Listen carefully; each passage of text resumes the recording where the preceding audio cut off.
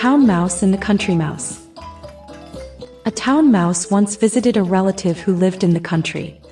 For lunch, the country mouse served wheat stalks, roots, and acorns, with a dash of cold water for drink.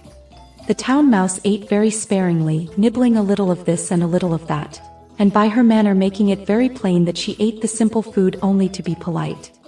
After the meal, the friends had a long talk, or rather the town mouse talked about her life in the city while the country mouse listened.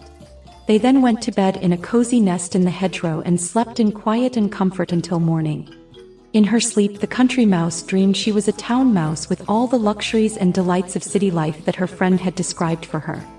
So the next day, when the town mouse asked the country mouse to go home with her to the city, she gladly said yes.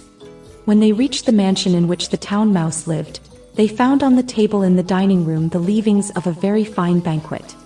There were sweetmeats and jellies, pastries, delicious cheeses, indeed the most tempting foods that a mouse can imagine. But just as the country mouse was about to nibble a dainty bit of pastry, she heard a cat mew loudly and scratch at the door. In great fear, the mice scurried to a hiding place, where they lay quite still for a long time, hardly daring to breathe. When at last they ventured back to the feast, the door opened suddenly and in came the servants to clear the table, followed by the house dog. The country mouse stopped in the town mouse's den only long enough to pick up her carpet bag and umbrella.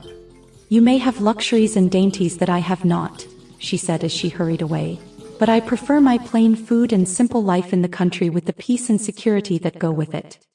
Poverty with security is better than plenty in the midst of fear and uncertainty."